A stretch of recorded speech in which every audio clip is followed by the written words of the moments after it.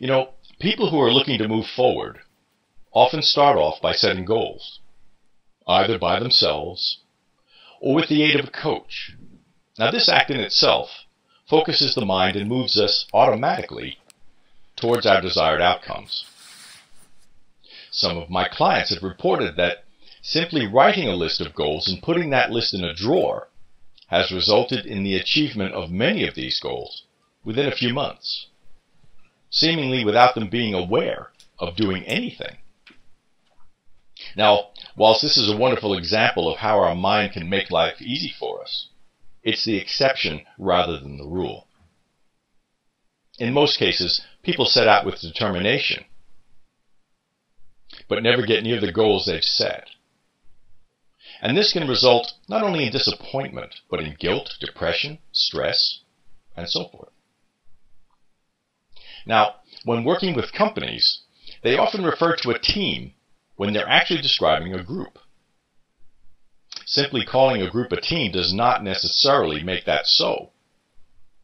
And this is quite a widespread practice, and also is a major reason why so-called teams often fail to live up to their expectations. So what does a team have to do with you achieving more of what you desire in life? Well, the difference between a group and a team is alignment.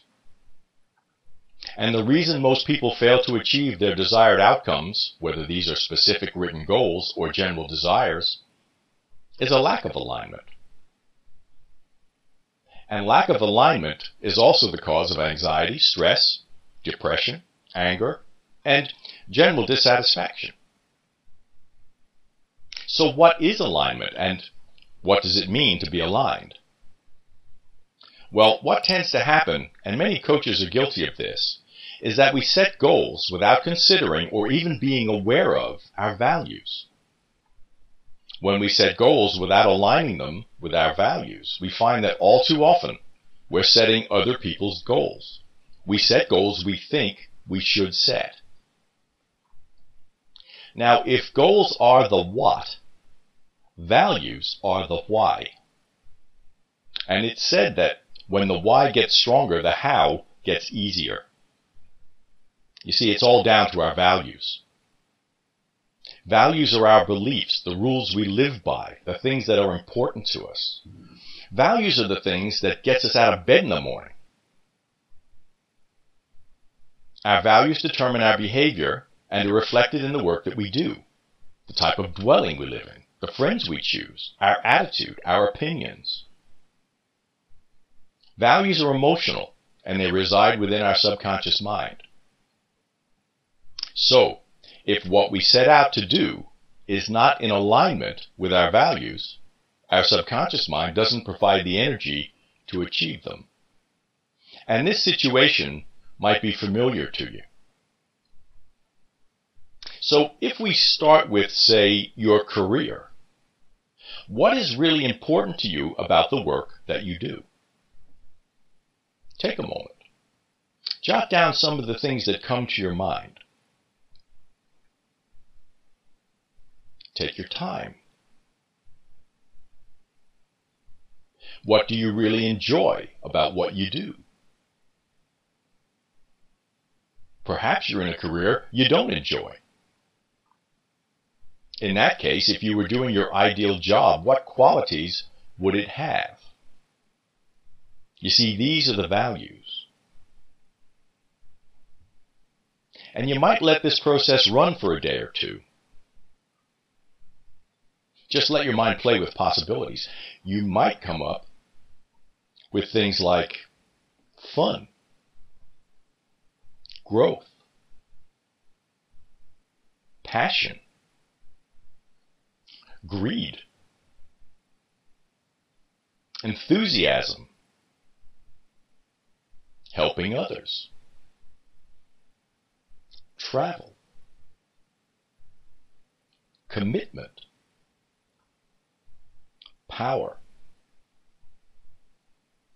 love, recognition, integrity, control, excitement, challenge,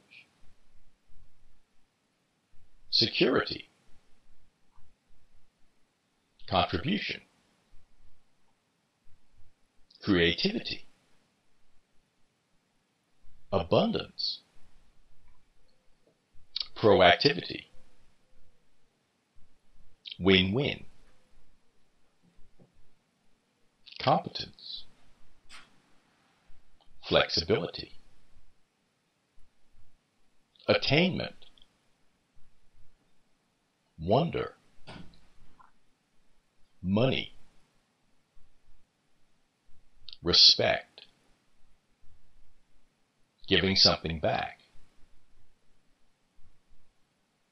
I wonder what values you're coming up with. Could be some of them, could be all of them, could be other ones. It doesn't matter.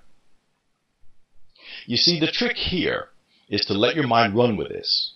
If you judge each entry as you write it, you'll jam the creative process. And remember, your values are simply that. Your values. They're neither right nor wrong, good nor bad. You don't have to share them with anybody, nor judge another person's values. Values are simply the product of what you've been conditioned to believe. But more on that in a later recording. For now, let's just stay with the task. When you've listed your values for your career, you might wish to move on to other areas of your life and list values there. These could be areas like your personal life, your relationships, your health. And what you'll find is some values will appear again and again, and that's fine. Give this time. Let your mind play. And when you have your list, or your lists, choose one. Now it's time to prioritize your values. And this is a simple process, but not necessarily an easy one, as it may be difficult to distinguish the priority of some of your values, but here's how it works. Let's take an area like your career, and let's supposing that you have 12 values.